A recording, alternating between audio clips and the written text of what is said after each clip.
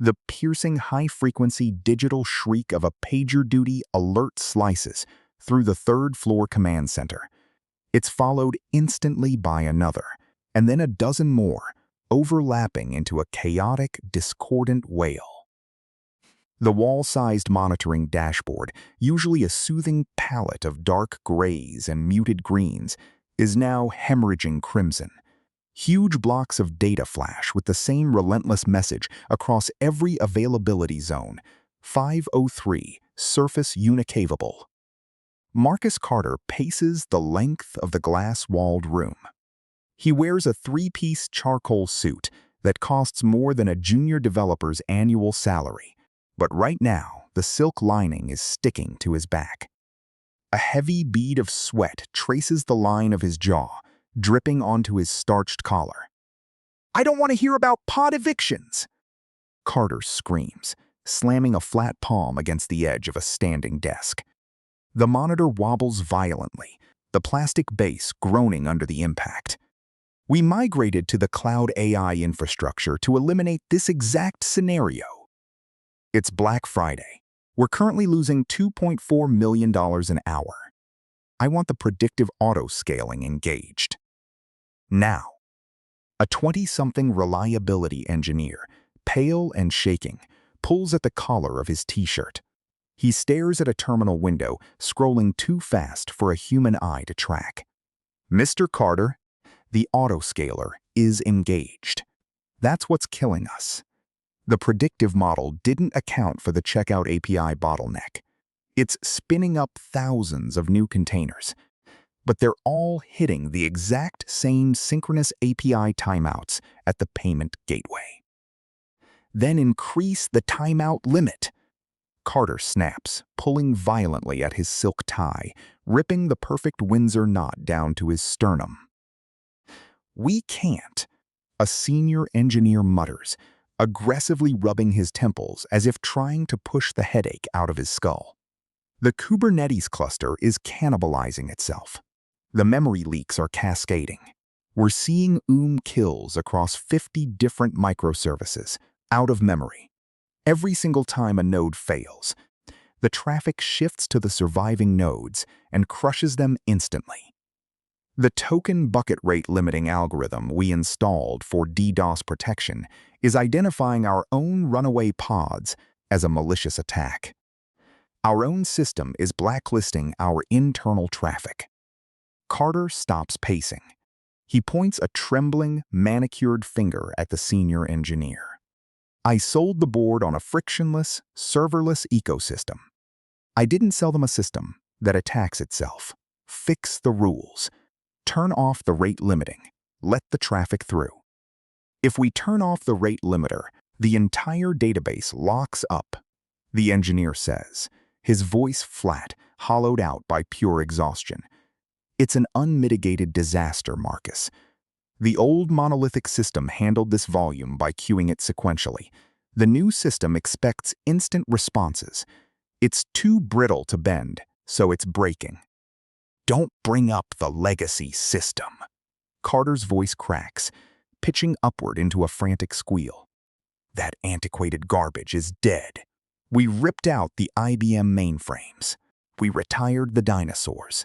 You're going to force the cloud to heal this cluster, or I'm firing every single person in this room before lunch." Harsh red light washes over Carter's face from the massive screen above. The line graph tracking active shopping carts plummets toward the bottom axis, hitting 0. The room falls dead quiet, save for the relentless high-pitched whine of the modern blade servers bleeding through the glass doors of the adjacent server rack room, and the frantic, hopeless clicking of 50 mechanical keyboards. 100 miles away, the air smells of warm pine resin, aged mahogany, and sharp metallic blade oil. Arthur stands at his heavy oak workbench. He doesn't wear a suit. He wears a faded flannel shirt, dusted with a fine powdery layer of sawdust and thick denim work jeans. In his calloused, scarred hands, he holds a block of deep, reddish-brown mahogany. He folds a sheet of 200 grit sandpaper and runs it along the grain, The rhythm is steady, deliberate. Every stroke of the paper is measured, applying the exact right amount of pressure to smooth the rough edges without compromising the structural integrity of the wood. It requires patience. It requires knowing the material. Dust motes dance lazily in the shaft of morning sunlight, piercing through the single grimy window of the garage.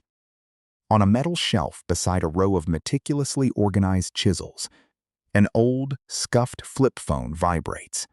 It rattles against the cold metal shelf, a harsh, buzzing intrusion into the quiet space. Arthur doesn't flinch. He completes his stroke with the sandpaper. He sets the wooden block down gently. He brushes the dust from his palms, picks up a clean cotton rag, and wipes his fingers thoroughly before finally reaching for the ringing phone. He flips it open. Arthur. Arthur, please don't hang up. The voice on the other end is breathless, thin, and stretched to the absolute breaking point. It belongs to David, the chief executive officer. I'm retired, David. It's gone, David says, his voice dropping to a desperate whisper. The whole thing, the entire e-commerce platform. North America, Europe, Asia, all of it. Arthur picks up his sanding block again. He traces his heavy thumb over the smooth wood, feeling for imperfections. The new cloud solution. Carter's system is a catastrophic failure, David admits, the words tumbling out of him like spilled water over a ledge. He promised me infinite scalability. He promised me the architecture would predict load spikes and handle them seamlessly. We're 30 minutes into Black Friday, and the site is returning 503 errors to 10 million customers. We're bleeding cash, Arthur. Millions. What did Carter say? He's screaming at the devs to restart the clusters, something about kills and cascading microservice failures. Arthur lets out a slow, heavy breath through his nose. He looks toward the corner of his garage, where a massive, heavy IBM Model M keyboard sits covered in a clear plastic sheet, a relic of his past life, back when he commanded the AS-400 mainframe terminal. Back before Carter arrived with his slick presentations, buzzwords, and empty promises of modernization. He built a synchronous architecture for an asynchronous problem, Arthur says quietly. When the API bottlenecked, his microservices kept firing requests instead of queuing them. They choked on their own impatience. Can you fix it? David begs. Arthur, please. I know how we treated you. I know Carter pushed you out to make room for his team. I was a fool to listen to him. But if we don't process these orders by the end of the day, the board will dissolve the company. It's not my system anymore. The legacy servers are still physically in the basement, David says quickly, seizing the tiny opening in Arthur's hesitation. Carter never formally decommissioned the IBM hardware. He bypassed the change advisory board.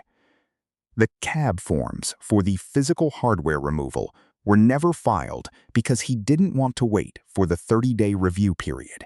It's all still sitting down there in the dark, the old COBOL batch processing system. It's just disconnected from the main trunk.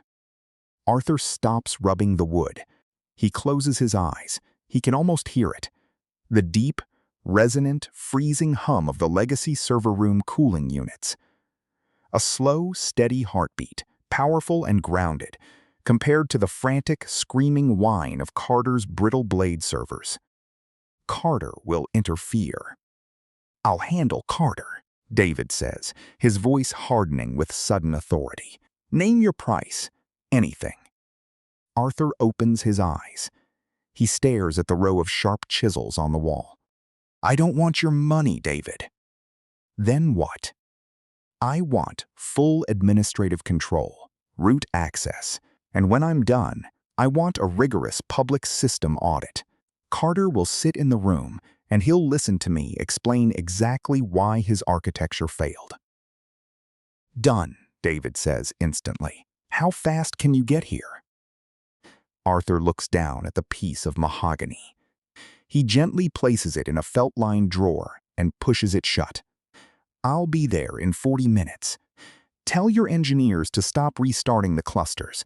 Let them crash." He snaps the flip phone shut. 6 months earlier.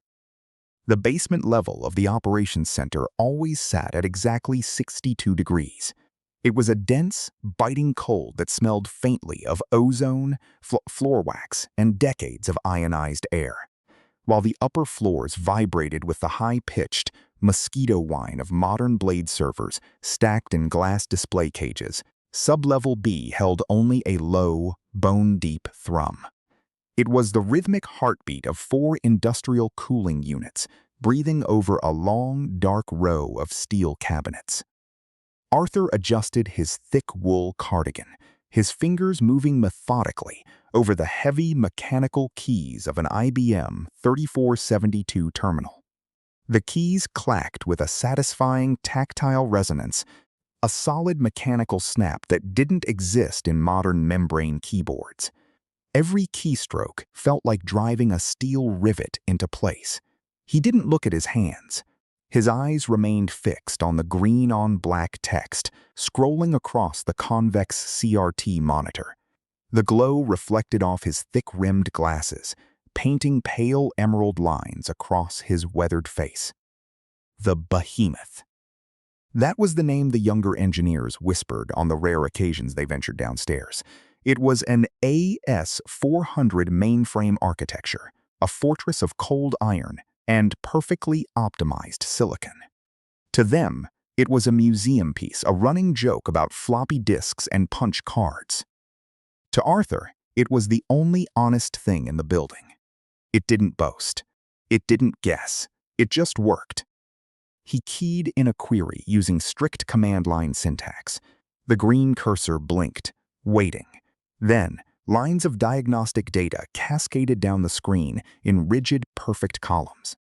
COBOL batch processors executing the overnight logistics reconciliations. 4.2 million transactions. 0 dropped packets. 0 timeouts. Memory utilization steady at 18%. The mainframe chewed through the data with brutal efficiency, settling accounts across 3 continents without breaking a sweat. He checked the system chronometer at the bottom right corner of the terminal display. 5,110 days. 14 years since the last hard reboot. Not a single second of unplanned downtime. A heavy fire door hissed open behind him, bleeding a wedge of warm, stale office air into the sanctum. The sharp clack of hard-soled dress shoes echoed against the raised floor tiles, breaking the rhythmic hum of the cooling units. Arthur didn't turn around. He watched the final batch process validate and close, waiting for the system to prompt for the next input. "Arthur!" The voice belonged to Sarah, the chief operating officer. It carried a tight, strained edge, fighting against the heavy acoustic dampening of the room. "Batch 32 cleared," Arthur said. His voice was a low, gravelly scrape that matched the hum of the servers. No anomalies. Inventories synced. "We need you upstairs in conference room A now." Arthur slowly pulled his hands from the keyboard. He hit the lock-out sequence, the screen going black save for a single blinking cursor. "My shift ends in 20 minutes. "It's a mandatory all hands for the engineering leads," Sarah said, lingering by the door, wrapping her arms around herself against the chill. "Marcus Carter is presenting the Q3 infrastructure roadmap." Arthur slowly stood, his knees popping in the cold air. He pulled the cardigan tighter and smoothed the front. Right. The boardroom on the 42nd floor felt like a different planet. Floor-to-ceiling windows offered a blinding, panoramic view of the skyline, bathing the long mahogany table in harsh morning sunlight. The air smelled of expensive espresso, dry erase markers, and nervous sweat. The climate control up here was weak, struggling against the solar heat radiating through the heavy glass. Arthur sat at the far end of the room, nearest the door, his hands resting flat on his battered leather notebook. The rest of the engineering staff leaned forward in their ergonomic mesh chairs, eyes wide, sleek digital tablets open, eager to impress. At the head of the table stood Marcus Carter, VP of Tech. He had been with the company for exactly 4 months. He wore a crisp, tailored suit with no tie, the top 2 buttons of his shirt undone to project a calculated, casual authority. A thick, brushed steel smartwatch sat heavy on his wrist, the screen occasionally flashing with incoming notifications that he checked with brief, practiced flicks of his wrist. He paced in front of an 80-inch smartboard, displaying a slide deck titled in massive, bold font. "We're bottlenecked by the past, people," Marcus announced, his voice projecting easily across the expansive room. He gestured broadly to a slide filled with overlapping circles and glowing nodes. "The market is moving at the speed of thought. And what are we doing? We're dragging a boulder uphill. Our current infrastructure is rigid. It's siloed. It's frankly an embarrassment to a modern enterprise."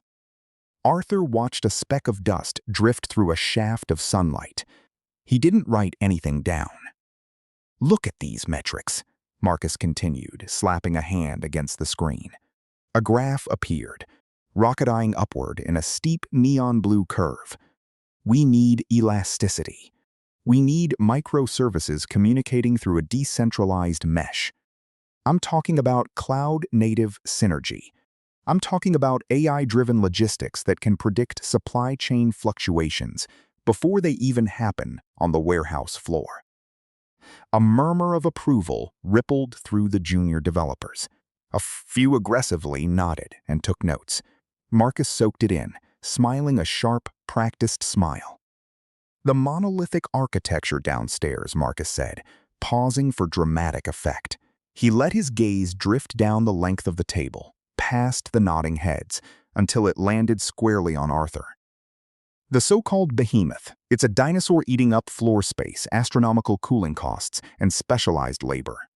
We're replacing it entirely." No one in the boardroom spoke. Arthur kept his face entirely blank, his breathing slow and even, matching the distant rhythm of the mainframe still thrumming in his head. "We're migrating to a serverless Kubernetes cluster architecture," Marcus declared, hitting a button on his remote to bring up a dizzying diagram of floating cloud icons and dotted lines.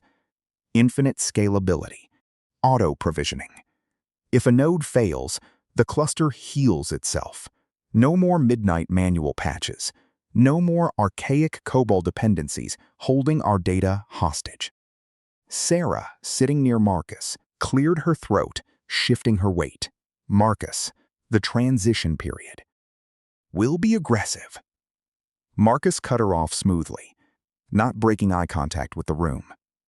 "I've brought in external consultants to expedite the containerization process. We lift and shift the database layers first, route the APIs through a modern gateway, and deprecate the mainframe by end of Q2. Arthur finally moved. He unclasped his hands and placed them flat on the mahogany table. The sound was faint, just the brush of skin against wood, but it drew the room's attention instantly. "A full migration by Q2, Arthur said. His voice didn't rise, but the gravelly pitch carried effortlessly through the slick corporate air. "That's the timeline, yes," Marcus said, his smile hardening at the edges. "And how are you handling the change advisory board approvals for a lift and shift of the core database?" Arthur asked. "The CAB forms for a single module take 3 weeks to clear risk assessment. You're proposing moving the entire core." Marcus chuckled, a dry, dismissive sound meant to signal to the room that Arthur was being pedantic. "We're bypassing CAB. Agile deployment methodologies mean we don't get bogged down in bureaucratic forms. We implement CI/CD pipelines. We push to production, and we rely on emergency rollback procedures if there's an issue. You can't do an emergency rollback on a corrupted state ledger, Arthur said quietly. If the transaction's right out of sequence, the money is gone. There's no rollback, just millions of dollars in untraceable errors. The cloud gateway handles state reconciliation. Marcus fired back, his tone clipping, the smile vanishing entirely. Have you audited the token bucket rate limiting on the external vendor APIs? Arthur asked. Marcus blinked, adjusting his cuffs, annoyed by the interrogation. The new cloud gateway handles traffic shaping automatically. It scales horizontally to meet demand. The gateway scales, Arthur said slowly, leaning forward just an inch. The external vendors don't. If you flood their endpoints with synchronous API calls during a peak load, they'll rate limit you. The connections will hang. You'll get timeouts and HTTP 429s across the board. The cluster will retry. The retries will compound.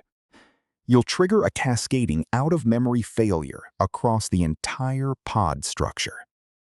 A few of the senior engineers shifted uncomfortably in their seats. Pens stopped tapping. Eyes darted between Arthur and Marcus. Marcus waved a hand aggressively, dismissing the concern and trying to recapture the room. That's exactly the kind of legacy, fear-based thinking that has kept this company stagnant. We're building in redundancy layers. The cloud isn't just a host, Arthur. It's a paradigm shift. It's a computer, Arthur said flatly. Someone else's computer. Marcus's jaw tightened. The easy charisma vanished, replaced by a cold, bureaucratic finality. He stepped closer to the table, planting his knuckles on the polished wood, looming over the presentation.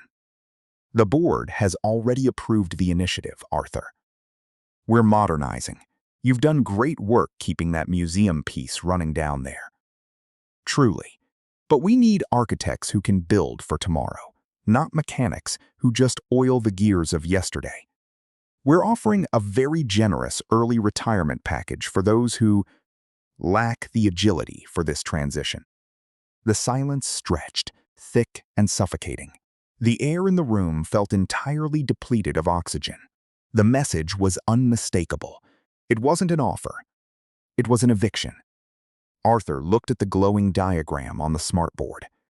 He saw the brittle, tangled web of dependencies masquerading as innovation. He saw the blind spots Marcus didn't even know he had. He looked at Marcus, reading the arrogant certainty in the man's eyes, the absolute conviction of someone who had never had to rebuild a corrupted database at 3 in the morning. Arthur slowly stood up. He picked up his battered notebook. He didn't look angry. He didn't look defeated. He just looked deeply, profoundly tired. "I'll have my desk cleared by noon," Arthur said. He turned and walked out of the room. He didn't look back. The glass walls of the executive suite filtered the harsh afternoon sun into sterile, blue-tinted rectangles across the polished concrete floor. Up here on the 50th floor, the deep, rhythmic hum of the basement server cooling units, the heavy industrial heartbeat Arthur had worked alongside for 3 decades, was entirely absent. Instead, there was only the faint, high-pitched whine of the ventilation system and the muffled, rapid-fire tapping of Carter's mechanical keyboard. Arthur stood in the doorway. He wore his usual pressed gray slacks and a faded but impeccably clean, button-down shirt. His hands, calloused from years of pulling copper wire and racking physical servers, hung loosely at his sides. Carter didn't look up when Arthur stepped inside. He kept his eyes locked on a curved, ultra-wide monitor, displaying a dashboard of vibrant, meaningless, burned-down charts. He adjusted his tailored collar, took a slow sip from a sweating cup of iced matcha, and finally pushed his ergonomic chair away from the desk. A glossy white folder slid across the frosted glass surface. It stopped exactly halfway between them. "Arthur, thanks for coming up. Let's skip the corporate dance," Carter said, leaning back and steepling his fingers behind his head. "We're transitioning to a cloud-native paradigm. The board wants agility. They want scalable, serverless microservices. And looking at your personnel file, well, your skill set is tethered to a technology stack that most universities stopped teaching before I was born." Arthur took the seat opposite the oversized standing desk. The chair was mesh and steel, designed to look forward-thinking but uncomfortable to actually sit in. He kept his hands resting flat on his knees. He looked at the white folder, then up at Carter.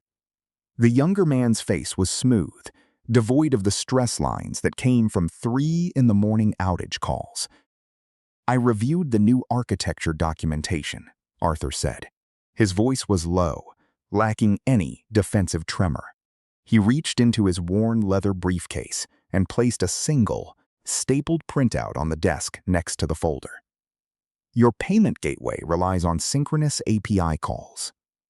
During Black Friday week, your token bucket rate limiter will bottleneck. The Kubernetes cluster will attempt to spin up new pods to handle the queue, but they'll hit the node memory limits. You'll get an kill loop. It'll cause a cascading failure across the entire checkout service within 12 minutes of peak load." Carter smiled. It was a thin, patronizing expression that didn't reach his eyes. He leaned forward, picked up Arthur's printout by the corner, as if holding a damp piece of trash, and dropped it into the aluminum recycling bin beside his desk. It landed with a soft thud. "This is exactly what I'm talking about, Art. You're thinking in terms of iron and copper. You're thinking about batch processing and COBOL overnight runs," Carter said, letting out a short, breathy laugh that filled the quiet room. "We have autoscaling. We have elasticity. You're obsessing over edge cases because that's what you do when you manage a rigid, fragile antique. The AS400 is a museum exhibit. We're building the future, and the future doesn't require manual babysitting." Carter tapped the glossy white folder with a manicured index finger. The sound was sharp against the glass. "The company is giving you a very generous package. Consider it a thank you for keeping the dinosaur on life support for this long. But the museum is closing. It's time for you to enjoy a long, quiet retirement. Go play golf, buy a boat. Let the engineers who actually understand modern architecture handle the holiday rollout." Arthur stared at the recycling bin, where his warning lay crumpled. He thought about the change advisory board forms. The rigorous, methodical testing protocols he'd enforced for years to ensure the company never dropped a single transaction. He thought about the specific chill of the server room, the precise layout of the cables he'd run with his own hands. Millions of customer records resting safely in a fortress of his design. Then he looked back at Carter. The arrogance was a physical barrier, thick and impenetrable. There was no argument left to make. The system was going to break, and this man was going to break it. Arthur reached into his breast pocket, retrieved his heavy steel fountain pen, and uncapped it. The metal felt cold and solid against his skin. He opened the folder, bypassing the glossy marketing language of the severance agreement, and flipped straight to the signature page. He signed his name on the dotted line. The nib scratched sharply against the thick paper, loud in the sterile room. He capped the pen. He stood up, leaving the folder open. "The mainframe runs a batch cleanup process at midnight," Arthur said, his tone entirely conversational. "If your migration cuts over at 11, your new cloud databases will face a simultaneous cache stampede from the legacy handshake. Ensure your database administrators have provisioned enough read replicas." Carter sighed, rolling his eyes dramatically as he pulled the folder toward him and closed it with a dismissive flick of his wrist. "We'll be fine, Art. Leave your keycard with security on your way out." Arthur didn't reply. He turned and walked out of the glass office. The heavy glass door swung shut behind him, cutting off Carter's voice, leaving only the faint, high-pitched whine of the ventilation system to follow him down the long, empty corridor. The heavy, corrugated cardboard of the banker's box scraped against the faux wood laminate of the desk. Arthur folded the bottom flaps, pressing them flat with the heel of his palm. He didn't rush. He reached for the keyboard. It was an original IBM Model M, its thick coiled cable terminating in a PS2 adapter. It weighed nearly 5 pounds, built around a solid steel backplate. Carter had tried to replace it 3 times over the last 6 months with wafer-thin, wireless membrane keyboards that felt like typing on wet cardboard. Arthur had left each one in its shrink wrap on the corner of the desk. Now he unplugged the thick cable, wrapped it meticulously around the heavy plastic casing, and laid the keyboard at the bottom of the box. He opened the bottom drawer of his filing cabinet. The metal runners whined. At the very back, beneath a stack of vendor compliance manuals from a decade ago, sat a thick, black leather drafting tube.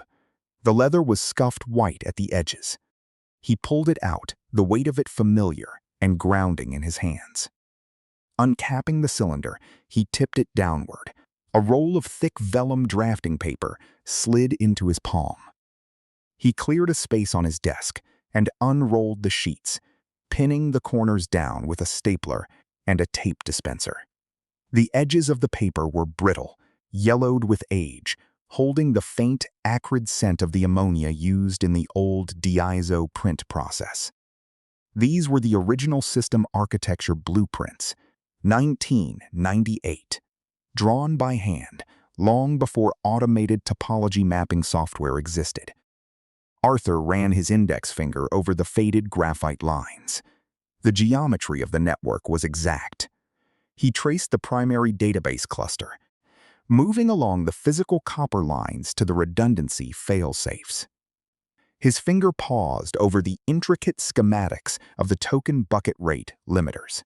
He'd calculated the algorithmic flow on legal pads for 3 weeks before committing the design to the vellum. It was a closed loop, perfectly balanced. It anticipated panic. It anticipated hardware failure. It choked the traffic exactly when it needed to, dropping non-critical queries to keep the core processor breathing. Down the hall, the muffled sound of Carter's voice echoed from the glass-walled conference room. The tone was sharp, clipped, buzzing with manufactured urgency. Aggressive migration to the Kubernetes cluster. Containerizing the legacy footprint. Serverless deployment. Arthur's finger rested on the central load balancer node drawn on the paper, the choke point. The exact spot where Carter's synchronous API calls would bottle up. Without the hardware-level queuing Arthur had built, the new system would try to answer every request at once. The microservices would consume the memory, panic, and cascade into a complete out-of-memory failure. When the Black Friday traffic spiked at midnight, Carter's cloud would tear itself apart in less than 4 minutes. Arthur knew it. The faded graphite lines proved it. He let the corners of the vellum curl inward. He rolled the sheets tightly, slipping them back into the leather tube, sealing the cap. He placed the tube into the banker's box next to the keyboard. He turned off the small brass lamp on his desk, picked up the box, and walked toward the elevator. The air in the server room tasted like burning diesel and copper. August 2003. The primary power grid had been dead for 2 days. The entire eastern seaboard was entirely dark, effectively paralyzed by a cascading blackout. The temperature in the data center hovered at 88 degrees. The deafening roar of the backup generators rumbled through the concrete floor, vibrating straight up through the soles of Arthur's boots.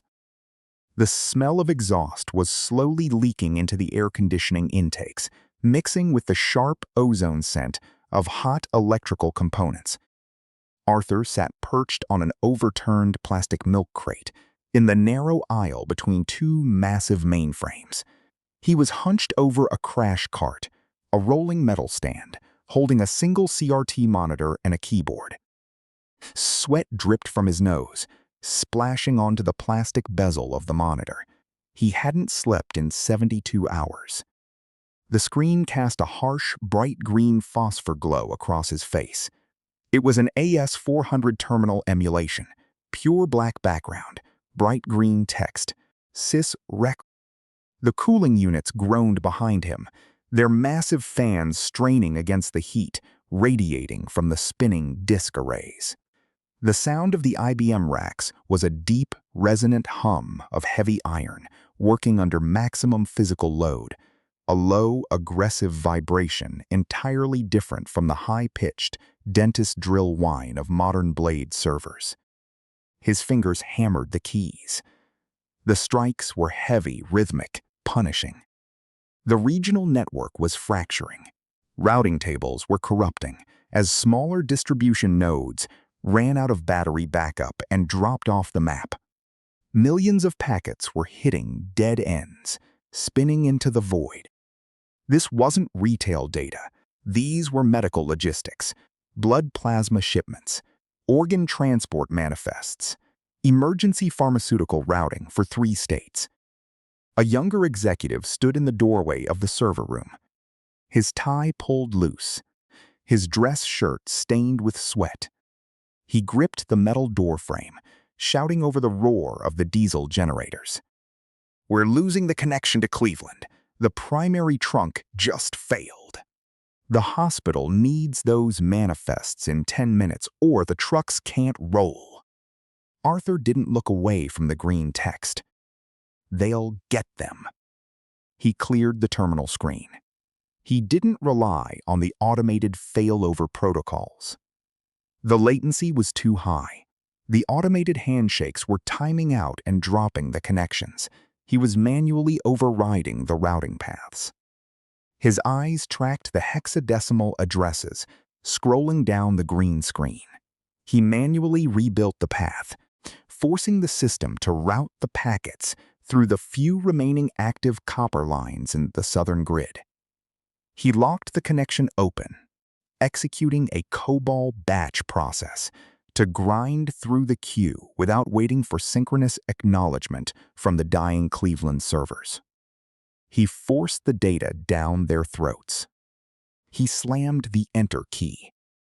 The hard drives in the racks next to him spun up, a physical clattering sound of magnetic heads, reading and writing at furious speeds. The green cursor on the screen blinked rapidly.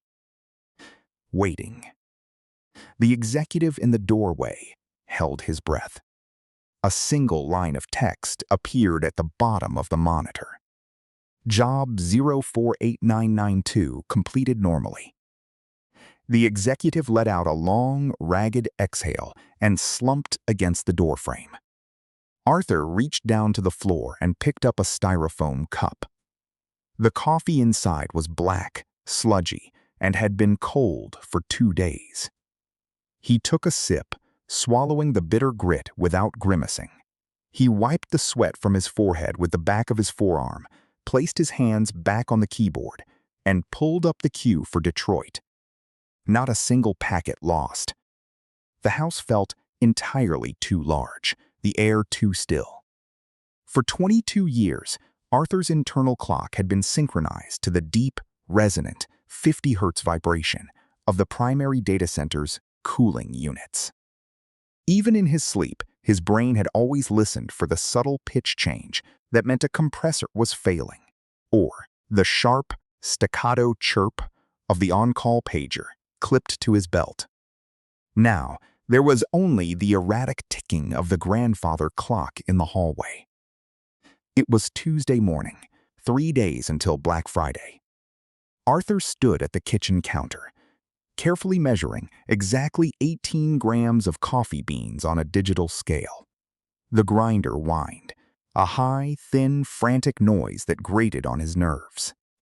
It sounded entirely too much like the modern, high-density blade servers Carter had ordered by the pallet, screaming, fragile things packed too tightly into the racks, desperate for airflow, their tiny fans spinning at 30,000 RPMs just to survive the heat of their own processing power. He poured hot water over the grounds in a slow, concentric circle. He watched the dark liquid drip into the glass carafe. Gravity, thermodynamics, predictable physical rules. He carried his mug to the garage. The air out here was biting, the concrete floor leaching the November cold upward through the thin rubber soles of his slippers. His workbench was meticulously organized. No sprawling, abstracted codebases. No ephemeral containerized environments that existed 1 second and vanished the next. Just a soldering iron, a digital multimeter, and the heavy, yellowed beige chassis of a 1989 IBM Model M keyboard he was restoring. He sat on the wooden stool and picked up a wire keycap puller. He wedged the metal loops under the Enter key and pulled upward. The thick plastic popped off, revealing the intricate buckling spring mechanism beneath. He dipped a cotton swab in a bottle of 99% isopropyl alcohol and began scrubbing decades of accumulated grime from the plastic housing. The chemical smell stung his nose, sharp and violently clean. He pressed the bare metal spring with the flat tip of a screwdriver. It compressed, buckled sideways with a sharp, heavy mechanical click, and snapped back perfectly into alignment. It was built with a massive margin for error. Built to last 50 years without degrading. Built by engineers who assumed hardware would fail and designed the physical system to survive the impact. His free hand drifted to his right hip.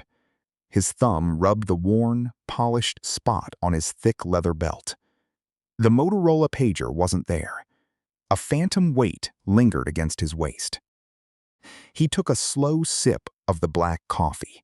It was bitter, cutting through the quiet morning fog in his head.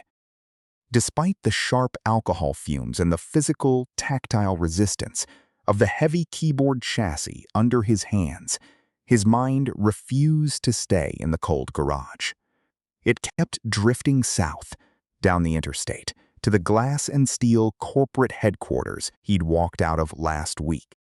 Carter's architecture diagrams played behind Arthur's eyelids like a bad film projection.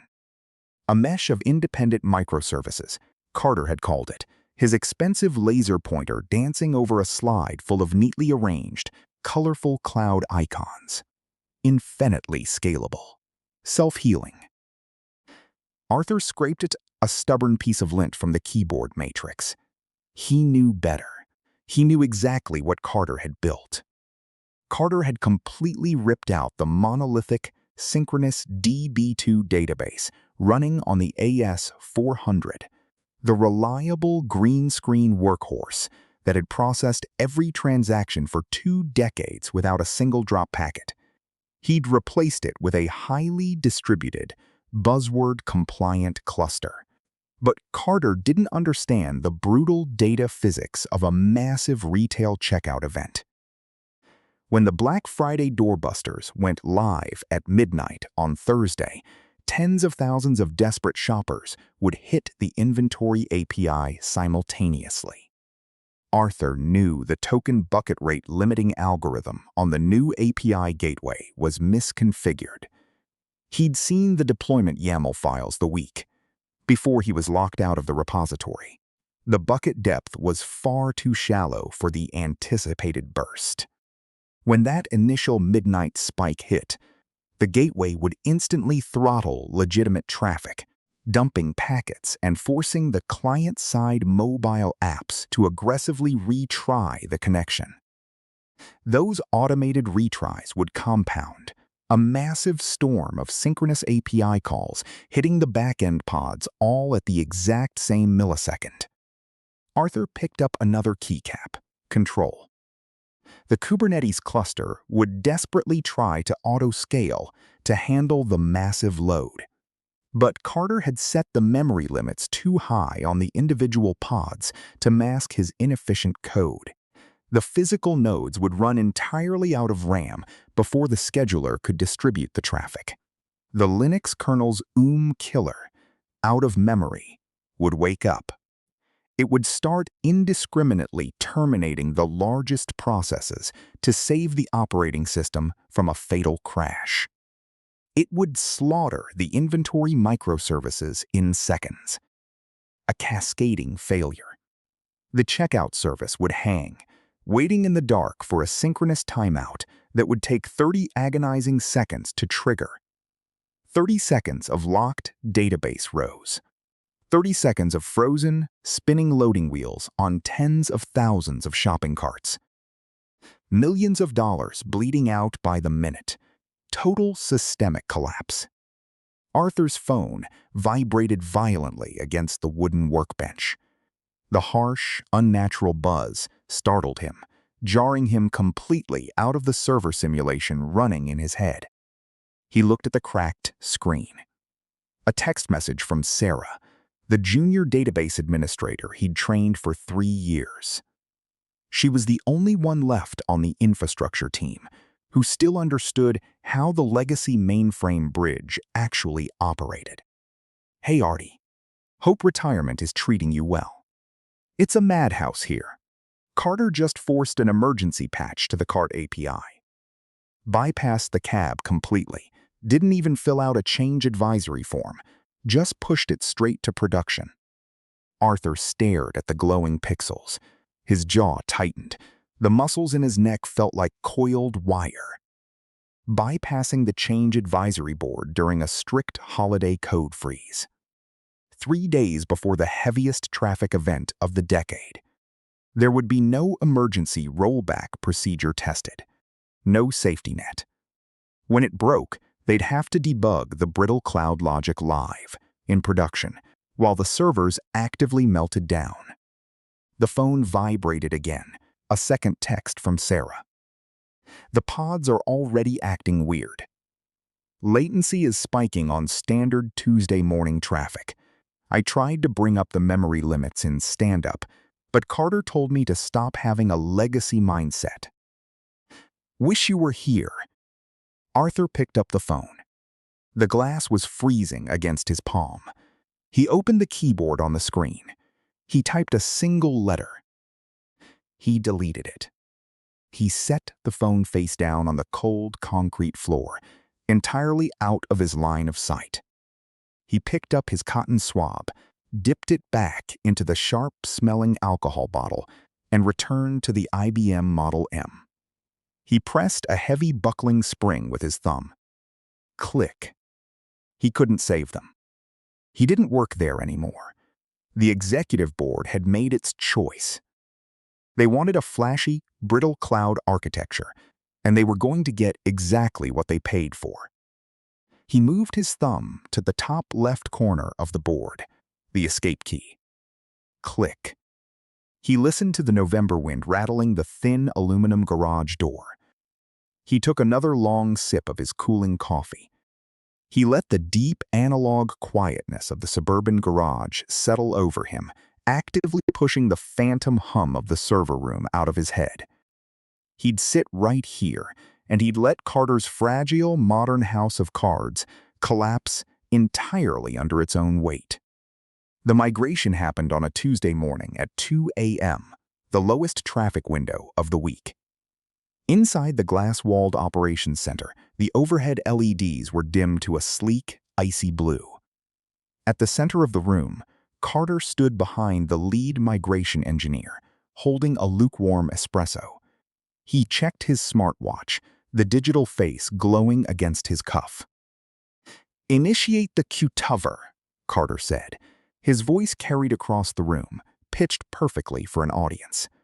"Let's put the dinosaur to sleep." The engineer tapped a sequence of commands. On the massive primary wall monitor, a split screen told the story. On the left, the dark, phosphor-green text of the AS400 terminal emulator. A digital heartbeat that had pulsed uninterrupted for 2 decades. The green cursor blinked one last time. Then the connection was severed. The window vanished. On the right side of the screen, a sprawling topology map of the new cloud architecture flared to life. Hundreds of interconnected nodes glowed a reassuring, vibrant blue. Carter took a sip of his espresso. "Welcome to the modern era, everyone," Carter announced, pacing the length of the console bank. "What you're looking at is a fully decoupled, machine-learning routed microservice mesh. No more monolithic bottlenecks. No more waiting overnight for COBOL batch jobs to reconcile the inventory. Real-time, dynamic, agile." A smattering of polite applause rippled through the engineering team, but in the third row, a junior DevOps engineer leaned closer to her monitor. Her eyes darted across a rising line graph on her secondary display.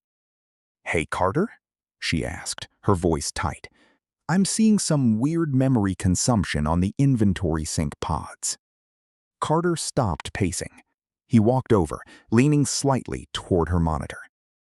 "Define weird," he said. "They're spiking. We're 30 minutes post-cutover, and the garbage collection isn't clearing the heap. A couple of the Kubernetes pods just threw OOM killed errors and restarted, out of memory." "It's the warm-up phase," Carter said, waving a hand dismissively. "The routing takes a few cycles to optimize the load balancing. It's caching the initial database pull. Completely expected." "It's a memory leak," the engineer insisted, pulling up a raw log file. The text scrolled rapidly, displaying a series of stack traces. "If I don't increase the limits, or if we don't roll back—" "We're not rolling back," Carter interrupted, his tone dropping. "We bypassed the normal cab procedures specifically because this architecture is self-healing. Change advisory boards are for legacy mentalities afraid of progress. The system will handle it.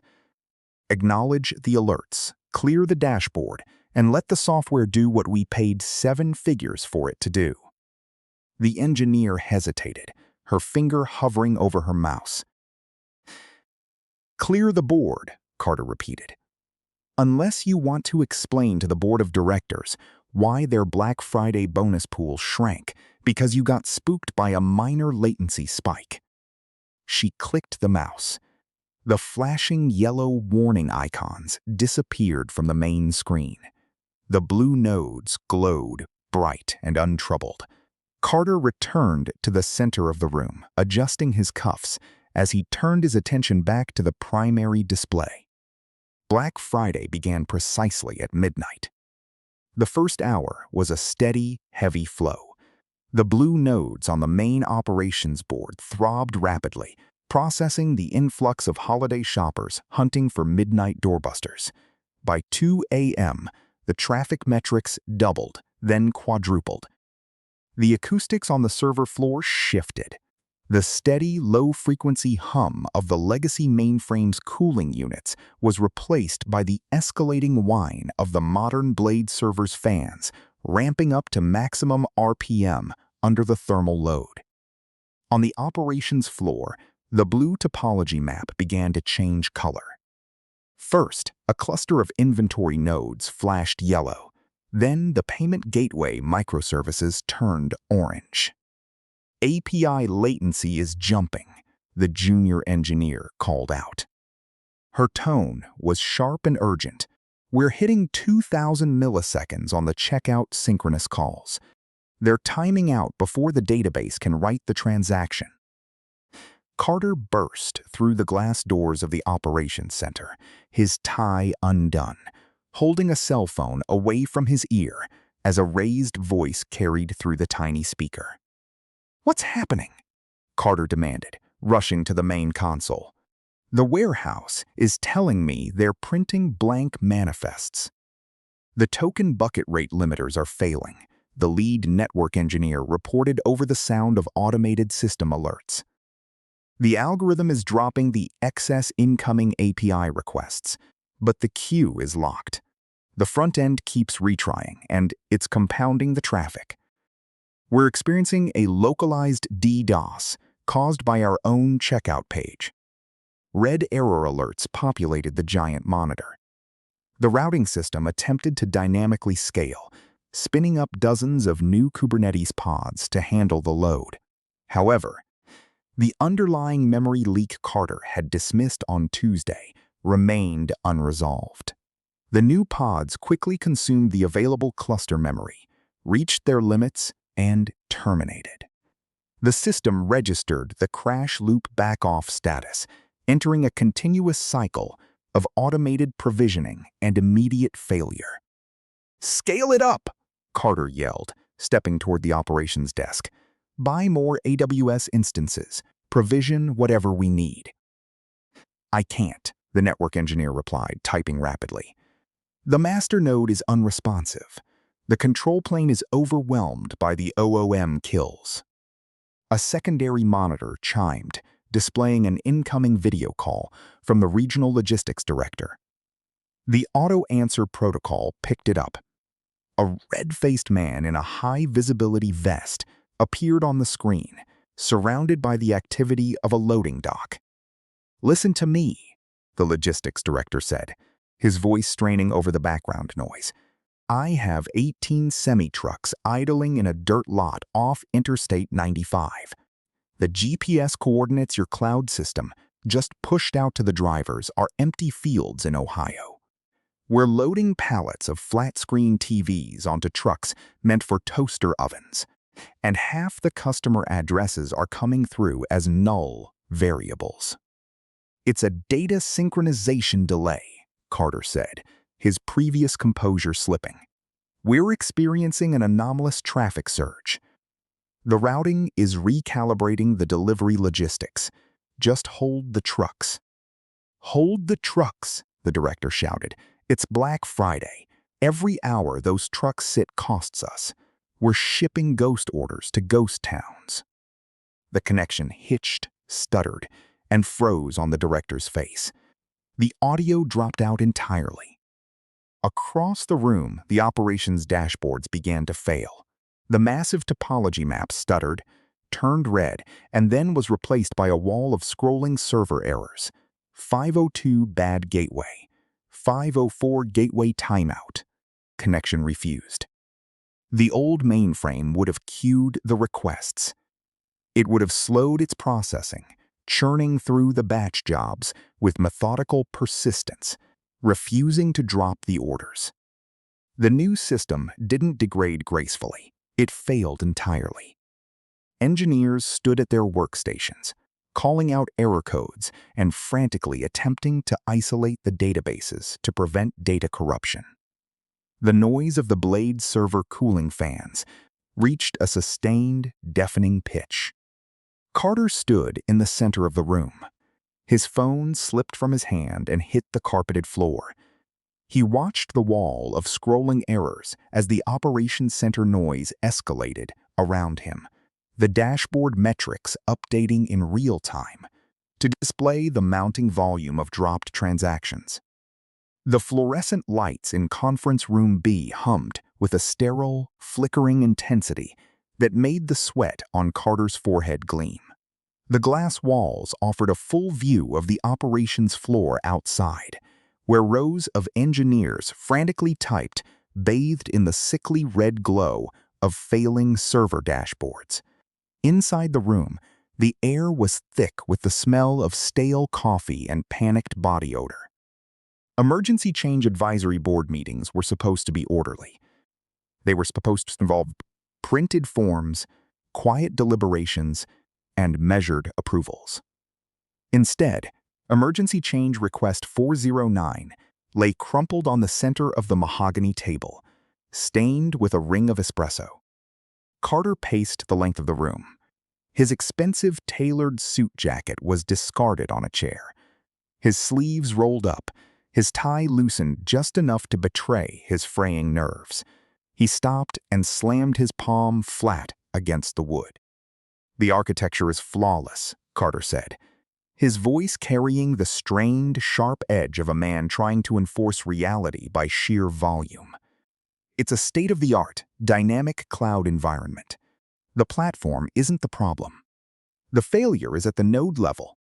Dave, your team was supposed to configure the token bucket rate limiting. You left the API exposed." Dave, the lead back-end developer, rubbed his bloodshot eyes. He'd been awake for 32 hours. He didn't flinch at the accusation. He was simply too exhausted to care about corporate politics. "We warned you about the synchronous API timeouts 3 weeks ago," Dave said, his voice flat, gravelly. He tapped a thick stack of printed logs. "The rate limiting is working exactly as instructed. But it's being crushed. The old COBOL batch processing queued the orders. It ingested the data, sorted it, and processed it asynchronously. The new system forces every single transaction to resolve instantly. You have 30,000 Black Friday shoppers hitting the checkout button in the exact same millisecond, and every single click opens a live connection that refuses to close." "Then you scale the pods," Carter snapped, pointing an aggressive finger at Dave's chest. "That's the entire point of a Kubernetes cluster. It auto-scales." "It can't scale if the memory is bleeding out." Dave fired back, finally raising his voice. He spun his laptop around, pushing it across the table. The screen showed a chaotic cascade of terminal outputs. "Look at the logs. We're getting cascading out-of-memory failures. Killed over and over again. The microservices are bloated. The IBM AS400 handled triple this load on a fraction of the compute because it didn't require 12 different containers to authenticate a single zip code. The cluster is misconfigured by design, Carter. The cloud AI routing algorithm is eating all the RAM trying to dynamically optimize paths that don't need optimizing." Carter's face flushed a deep, mottled crimson. He leaned over the table, his shadow falling across Dave's keyboard. "You won't mention that obsolete mainframe," Carter hissed. "That green screen dinosaur is dead, and it's staying dead. This is a modern tech company, and you failed to containerize the database properly. You built a brittle pipeline." "I built exactly what you mandated," Dave said. "I told you the cloud solution wasn't ready for Black Friday. I submitted the risk assessment. You buried it." Carter straightened up, adjusting his cuffs with trembling fingers. He was cornered, and the only tactic he had left was brute force. He looked around the room at the other 3 lead developers, making sure to meet each of their eyes. "I gave you the vision. You failed the execution," Carter said, his tone dropping to a dangerous, measured cadence. "I want an emergency hotfix drafted for the rate limiting. Adjust the token bucket algorithm to drop 80% of incoming traffic if you have to, but keep the core servers alive. I want a patch pushed to the production environment in 15 minutes. Dave stared at him, horrified. A hotfix during a catastrophic cascade, without running it through the staging environment? That violates every CAB protocol we have. If the patch causes a back pressure loop, it won't just slow the system down, it'll kill the entire global routing API. Protocol is what I say it is, Carter said. Deploy the patch, Dave. If you can't stabilize the kills by the end of this hour, I'll find a lead developer who can. And you can explain to HR why you sabotaged the biggest revenue day of the fiscal year. Do it. Dave looked at the crumpled emergency rollback form. He looked at Carter. Then, with a heavy, resigned exhale, he pulled the laptop back across the table. His fingers hovered over the keyboard. Deploying hotfix, Dave muttered. Through the glass walls of the conference room, the operations floor waited. Dave hit the enter key.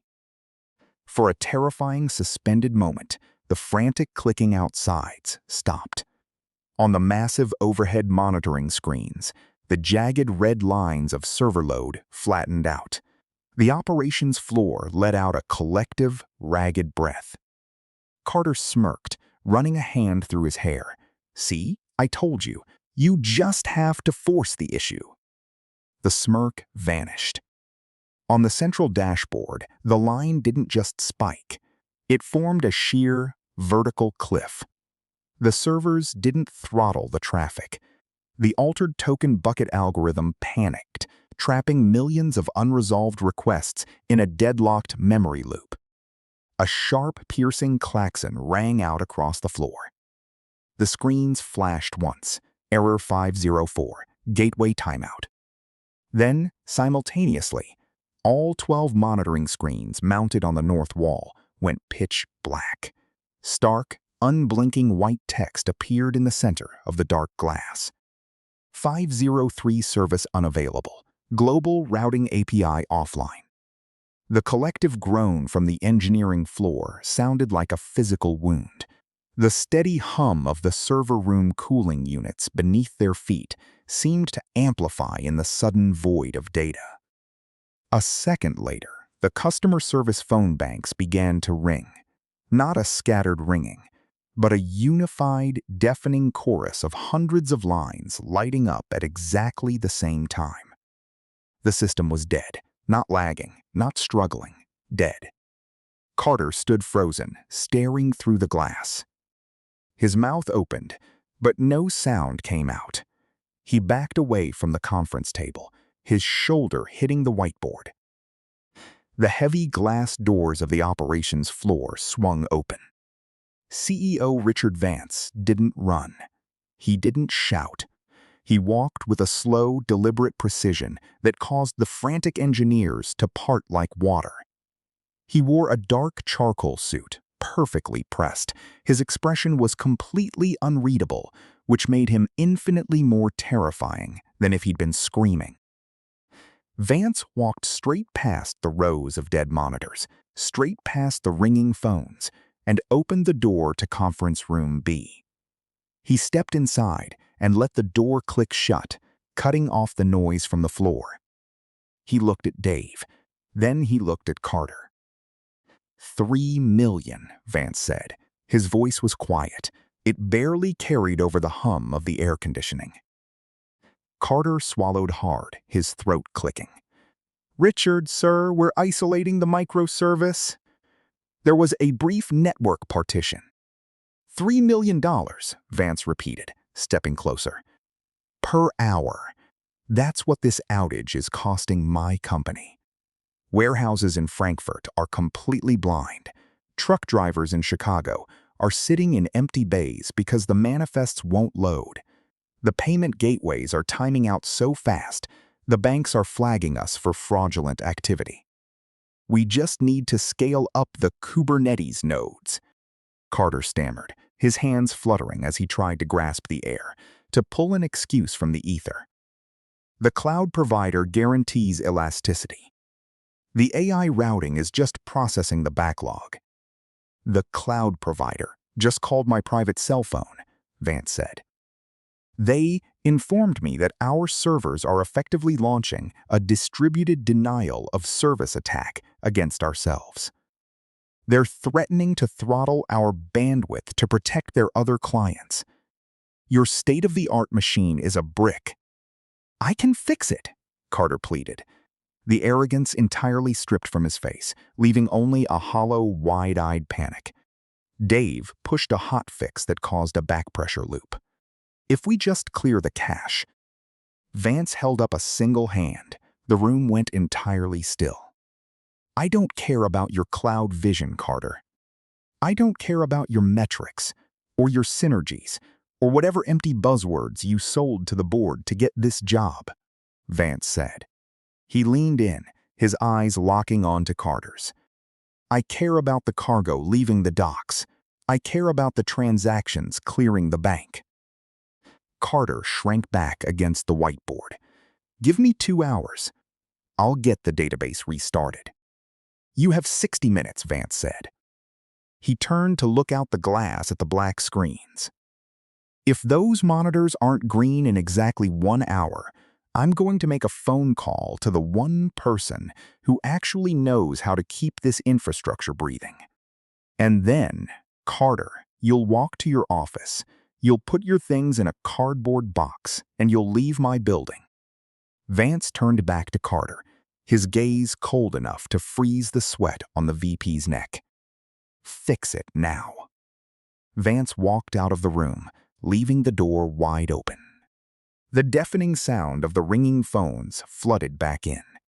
Carter stood paralyzed against the wall, staring out at the sea of dead black monitors, utterly out of ideas. Richard Vance stood motionless, his tailored suit a sharp contrast to the sweat-stained Oxford shirt surrounding him. Above them, the massive monitoring dashboards bled a unified, terrifying crimson.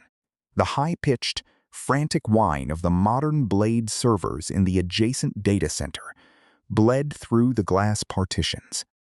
A mechanical death rattle, replacing the usual steady, icy hum of a healthy floor. "Dial him." Vance's voice was barely above a whisper, yet it cut through the overlapping shouts of junior developers scrambling with their diagnostic tablets. Carter's fingers hovered over the conference phone in the center of the command table. They trembled. "Richard, this is a temporary synchronization delay. If we just horizontally scale the..." "Dial the number, Carter, now." Carter swallowed hard, his Adam's apple bobbing against his tight collar. He jabbed the digits into the keypad with a shaking index finger and hit the speaker button. The dial tone echoed off the glass walls, followed by the slow, rhythmic ringing of a landline. 1 ring, 2, 3. A sharp click. Immediately, the room filled with a harsh, grating mechanical noise. The screech of a band saw tearing through dense wood.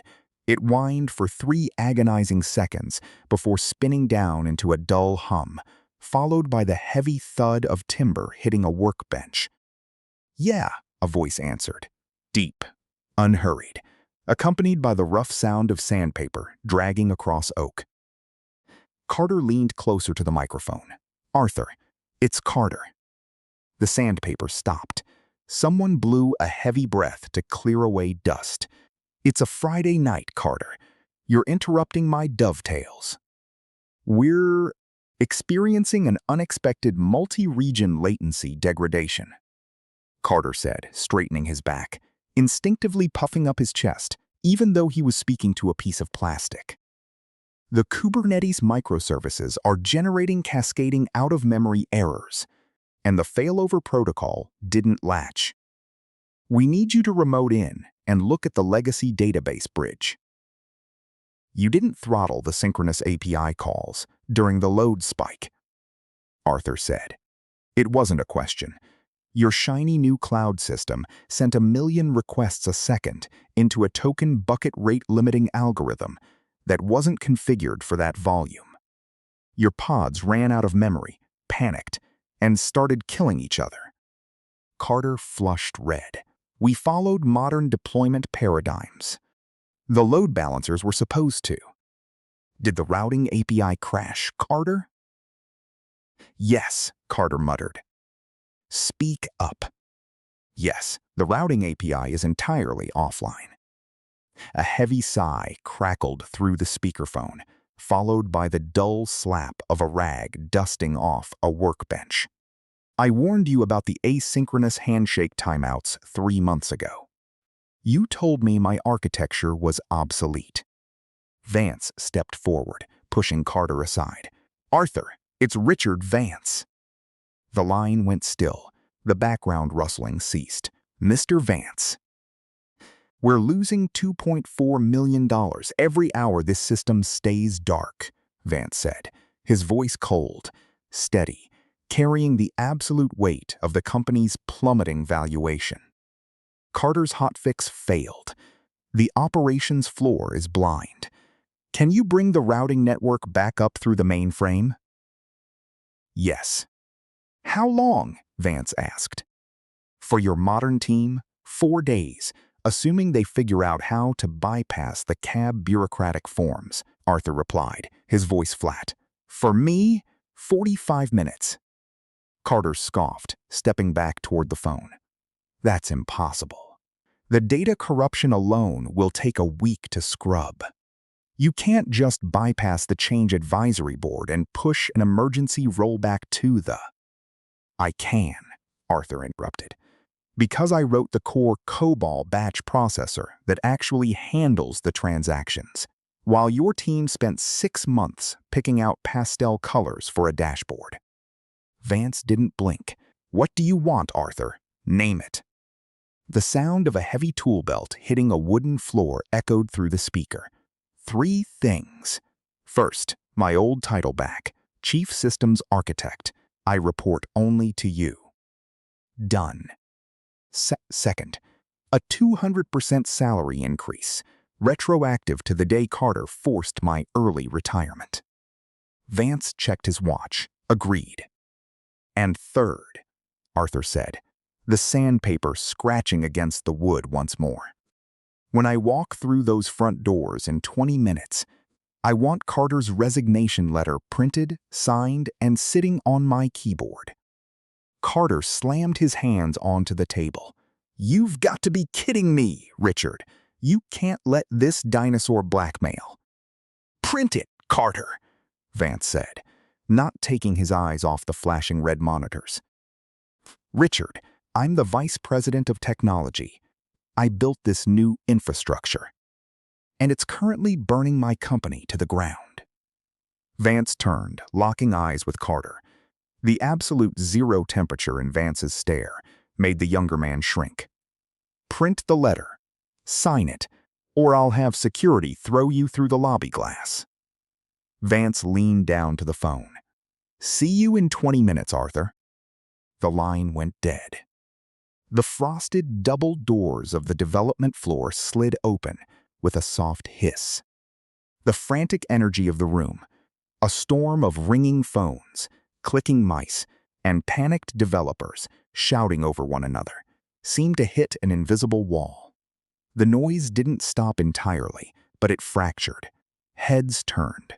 Conversations trailed off into urgent whispers. Arthur stepped onto the raised anti-static floor tiles. He wore faded denim jeans and a heavy flannel shirt. Faint streaks of yellow sawdust clung to the shoulders and the worn leather of his steel-toed boots. He didn't carry a sleek silver laptop or a tablet. He carried nothing but a battered stainless steel thermos. He walked with a heavy, measured gait. Every step produced a solid, dull thud against the hollow flooring. A cluster of junior developers, frantically arguing over a tablet, displaying endless loops of 502 bad gateway errors, stopped mid-sentence. They stepped back, parting down the center of the aisle.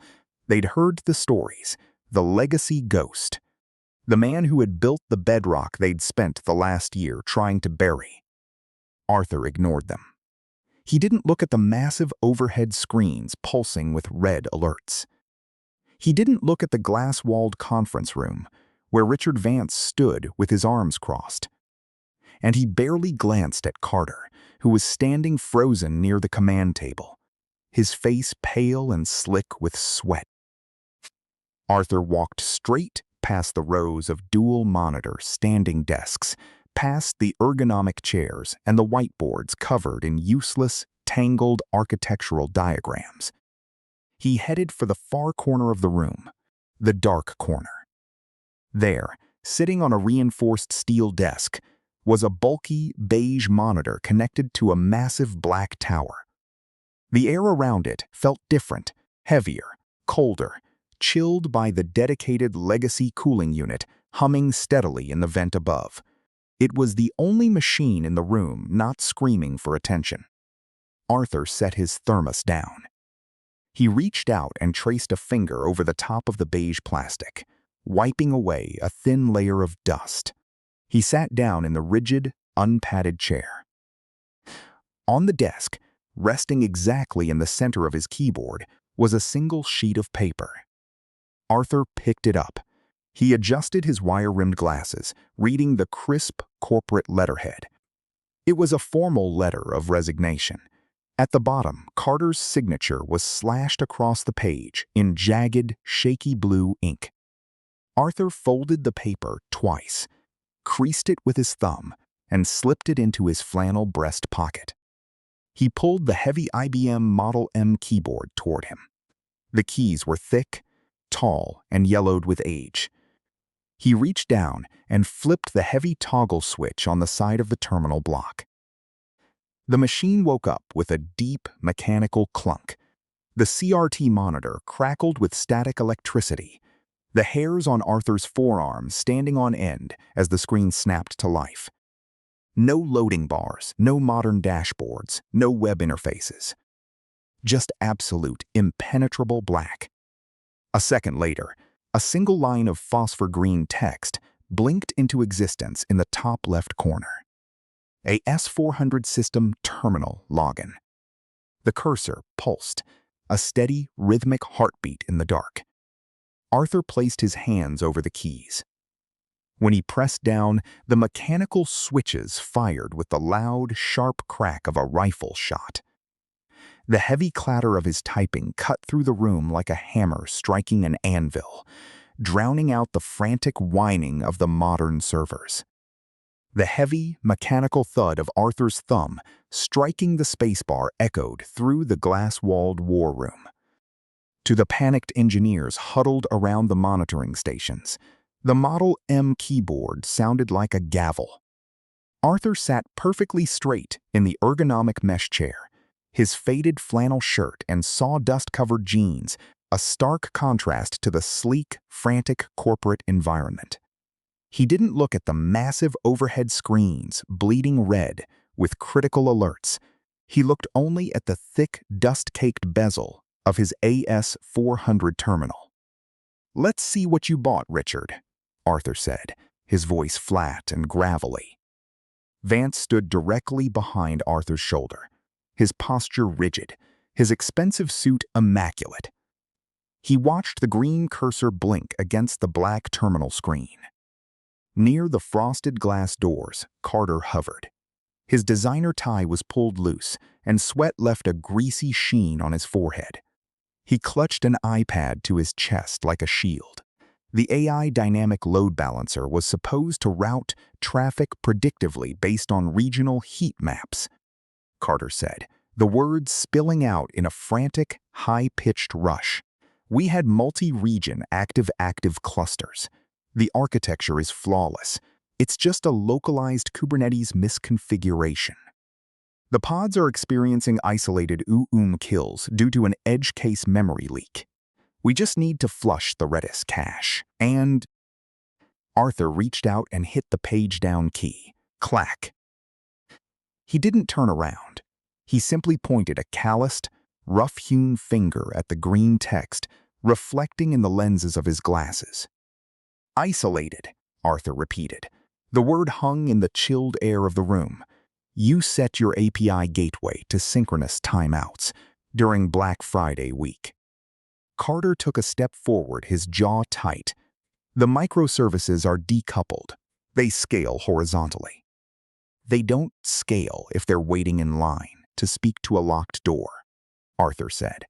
His hands hovered over the heavy keys. "You didn't implement a token bucket rate limiter for the checkout pipeline. The front-end traffic spiked. The back-end stalled. Your predictive cloud balancer saw the stall, assumed a hardware fault, and aggressively spun up more pods." Arthur typed a rapid string of commands. Displog and a crude text-based log file populated the screen. "Those new pods," Arthur continued, his tone devoid of any sympathy, "hit the exact same locked database. They queued, they choked, they died. Your system couldn't handle asynchronous queuing. It just kept throwing memory at a brick wall until the entire cluster starved." Arthur finally turned his chair. He looked at Carter. The younger man looked physically sick. A cascading database lock, Arthur said.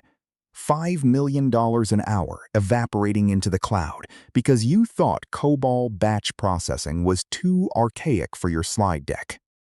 Carter wiped his mouth. If we restart the ingress controllers. You're done here, Carter, Arthur said. He tapped the breast pocket of his flannel shirt, where the crumpled resignation letter rested. Leave the room. Carter's eyes darted to Vance, searching for a lifeline. Vance stared right back, his expression like carved ice. You heard the man, Vance said softly. Get out. Carter swallowed hard, the muscles in his neck straining, before he pushed through the glass doors and vanished down the hallway. Arthur turned back to the terminal. Through the glass partition, separating the war room from the physical data center, the erratic, high-pitched whine of the struggling server blades pierced the air. It was the sound of millions of microprocessors suffocating under the load. Arthur cracked his knuckles. The sharp pops cut through the ambient panic. He pulled up a blank command line. He didn't navigate through graphical interfaces or web portals. He spoke directly to the metal. Cab OVR 989. Authorizing emergency change advisory board procedure, Arthur muttered. Override code, Arthur Pendleton. A young DevOps engineer stepped forward, his eyes wide behind wire-rimmed glasses. You're overriding the cab? The system won't allow a manual DNS shift without 3 VP approvals. I have root access, Arthur said. His thick fingers hammered the heavy mechanical keys. He typed with a brutal percussive efficiency that defied his age. I never gave it up. STSBSD, Kinter. What are you doing? The engineer asked. Bypassing your dead cloud, Arthur replied. Rerouting all checkout traffic back to the physical layer. I'm waking up the behemoth. The engineer paled. The mainframe, it hasn't taken active traffic in 8 months. It's been running parallel batch processing the entire time, Arthur said, his eyes tracking the rapid flow of green data. Because I never authorized the decommissioning order. Go into the cold room. Hit the physical QTover switch on rack 4. The engineer didn't argue. He scrambled to the glass door, swiped his security badge, and disappeared into the freezing server room. Arthur watched the terminal. He waited for the physical handshake. A moment later, a deep, resonant vibration shook the floorboards beneath their feet. It was entirely different from the frantic, insect-like whine of the modern server blades. This was a heavy, industrial thrum. The massive, legacy cooling units of the AS-400 kicking into high gear. It sounded like the engine of a cargo ship coming to life in the dark. Arthur hit the final execute command. WCAC job. He leaned back and folded his arms. On the massive overhead monitors, the chaotic sea of red error alerts froze. For 3 agonizing seconds, nothing happened. The latency graphs hovered at a terrifying 30-second delay. Then, a single transaction bar turned green. Then a cluster of 10, then 100. The latency graphs plummeted, drawing a sharp vertical line straight down from 30 seconds to 200 milliseconds. The active revenue tracker, which had been frozen at absolute 0 for 2 hours, suddenly stuttered. The numbers blurred as hundreds of thousands of queued transactions were processed in a single, massive, synchronous batch. Green dots flooded the global heat map. The red alerts vanished, replaced by the steady, boring blue of stable system vitals. The erratic whine of the blade servers died away, leaving only the deep, rhythmic, comforting hum of the mainframe. The war room held its collective breath, staring at the screens, as if expecting the green lights to be a trick. When the numbers continued to climb seamlessly, the physical relief in the room was palpable. There was no cheering. Nobody clapped. There was just a heavy, collective exhalation of breath. Engineers slumped back into their chairs, rubbing their exhausted eyes. The lead DevOps engineer leaned forward until his forehead rested against the cold edge of his desk. Someone let out a shaky sigh. The only sounds in the room were the drone of the ventilation and the quiet murmurs of people confirming over headsets that the APIs were responding. Vance stepped forward, his shoulders finally dropping from their rigid posture. He looked at the soaring revenue numbers on the overhead display, then down at the back of Arthur's flannel shirt. He gave a single, tight nod of profound professional respect that Arthur didn't even turn to see. Arthur didn't smile. He didn't look up at the monitors. He simply reached into his pocket, pulled out a shop rag, and calmly wiped a smear of dried wood glue off his thumb while watching the steady, blinking cursor on his green screen. The lobby of the corporate headquarters was cavernous, lined with imported Italian marble that amplified every footstep. Tonight, those footsteps belonged to Carter. He walked toward the main exit, his expensive leather loafers echoing a hollow, unsteady rhythm against the polished stone. He clutched a small, brown cardboard box against his chest. Inside lay the pathetic remnants of his brief reign as Vice President of Engineering. A sleek, metallic nameplate, a Newton's cradle he never actually used, and a half-dead succulent in a geometric concrete pot. A burly security guard named Dave walked 2 paces behind him. For the last 6 months, Carter had walked past Dave every single morning without making eye contact, without offering a nod or a greeting. Tonight, Dave's heavy boots kept perfect, uncompromising time with Carter's retreat. They reached the security turnstiles. Carter balanced the cardboard box on his hip and reached into his tailored jacket, pulling out his sleek, matte black RID lanyard. He swiped it against the reader. A sharp, flat buzz echoed through the empty lobby. The glass gates remained locked. The LED indicator blinked a harsh, unforgiving red. Carter stared at the red light. The reality of his termination was suddenly physical. He wasn't just fired, he was erased from the system. He turned back, his face pale and tight, his perfectly styled hair slightly disheveled. He forced a tight, arrogant smile, looking past Dave to a few mid-level engineers who were watching from the elevator banks. "This is a mistake," Carter said, his voice carrying too loudly in the open space. "You all realize that, right? They're running on ancient hardware. The memory footprint alone is a joke. It won't survive the rest of the Q4 traffic spike. The Kubernetes clusters were just misconfigured. A simple YAML rollback, and the containers would have spun up. You'll be begging me to come back when that dinosaur upstairs finally melts down." The engineers at the elevators didn't say a word. They just stared at him. A few of them looked down at their phones, pretending to read emails. Nobody stepped forward.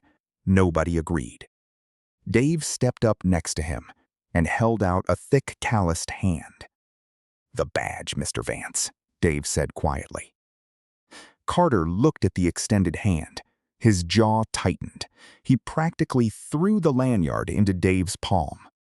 "They don't understand scale," Carter muttered, gripping his cardboard box tighter.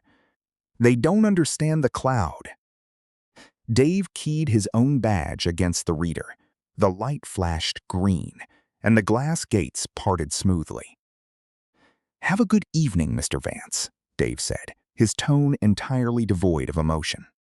Carter stepped through the turnstile and pushed open the heavy glass doors. A blast of frigid November air hit him instantly, smelling of wet asphalt and freezing rain. The heavy doors hissed shut behind him, sealing him outside. He walked to his metallic gray Tesla, parked in the executive VIP spot near the entrance. He dropped the soggy cardboard box onto the hood of the car ignoring the scratch the concrete pot left on the paint. With shaking hands, he pulled his phone from his pocket and opened the Corporate Equity Portal app. Face ID scanned his features. The screen loaded, displaying a stark, white interface. His finger trembled as he tapped the Vested Equity tab. The page refreshed. Status: terminated for cause. Unvested options: revoked. Current balance: $0. Carter stared at the screen as the freezing rain began to spot the glass. He locked his jaw, his breath coming in shallow, frantic bursts, standing alone in the cold under the flickering neon glow of the company logo. Deep beneath the glass and steel of the modern office floors, the basement data center existed in a state of perpetual, freezing twilight. The air down here was thick and heavy, smelling sharply of ozone, ionized dust, and the sterile chill of the massive computer room air conditioning units. The crack units hummed with a deep, bone-rattling vibration that you didn't just hear, you felt it in your teeth. Unlike the sleek, glass-walled Cloud Operations Center upstairs, with its ergonomic chairs and ambient lighting, this room was purely functional. Heavy raised floor tiles stretched across the expanse, hiding thick bundles of rigid Cat6 cables. In the center of the room stood the AS400 mainframe. It was a monolithic, charcoal-gray cabinet, entirely unremarkable except for the steady, rhythmic blinking of its green status LEDs. A group of 5 young developers stood around the machine in a loose semicircle. They were the ones who'd survived the morning's purge. They looked exhausted, pale, and thoroughly humbled, clutching styrofoam cups of cheap break-room coffee. Arthur sat in front of them on a battered, vinyl-covered folding stool. On the desk in front of him sat a bulky IBM terminal. The screen glowed with a deep, phosphor green, displaying lines of crisp, monospaced text. Arthur reached forward and typed a command. The mechanical clack of the buckling spring keyboard cut through the heavy hum of the cooling units like a series of gunshots. Maya, a 24-year-old back-end developer who'd spent the last 8 hours watching her microservices fail, stepped forward. She looked at the green screen, squinting at the dense columns of data. "How did it do it?" Maya asked, her voice quiet. "We were getting hit with 60 million requests a minute. We had 3 load balancers running hot, and they still choked. How is this single machine processing the queue without dropping a single packet?" Arthur didn't look up from the screen. He typed another string of commands, bringing up a raw memory allocation table. "You spent 3 years trying to make 80 different microservices talk to each other without timing out," Arthur said, his voice calm and gravelly. "Every time a user clicked a button, you initiated a network hop. You parsed a JSON payload. You checked an authorization container. You wrote to an event bus. You created thousands of points of failure for a single transaction." He pointed a thick, calloused finger at the green phosphor screen. "This machine doesn't orchestrate," Arthur continued. "It executes. The memory isn't scattered across 3 different availability zones in a cloud farm 2 states over. It's right here. It's physical. It's contiguous. When it gets a request, it processes it synchronously. It doesn't ask permission from a service mesh." "But the traffic spike," Maya pressed. "The rate limit. How does it not run out of memory when the queue floods?" "A token bucket algorithm," Arthur replied, "written 32 years ago in COBOL. When the queue reaches 98% capacity, it stops accepting new requests. It doesn't try to spin up new instances. It doesn't panic and crash the entire cluster trying to allocate memory that isn't there. It simply throttles the connection, finishes the work it has, and then takes the next batch. It accepts its limits." The young developers stared at the ancient machine with a newfound silent reverence. The green lights blinked steadily, unfazed by the massive volume of data flowing through its solid-state veins. Arthur pulled his hands away from the keyboard and rested them on his knees. He looked up at the young engineers. "You build for the storm," Arthur said softly. "Not the sunny day. You've been taught that new is always better. New is just a marketing term. Better is a measurable metric. Never confuse the two. Resilience is the ultimate form of elegance. If it's complicated, it's brittle." He turned back to the terminal, the green glow reflecting in his dark eyes. "Now," Arthur said, the tone of a master addressing his apprentices returning to his voice, "pull up your terminal emulators. I'm going to show you how to write a real batch process." 1 week later, the chaos of Black Friday had passed. The company had not only survived the week, it had broken its all-time revenue records.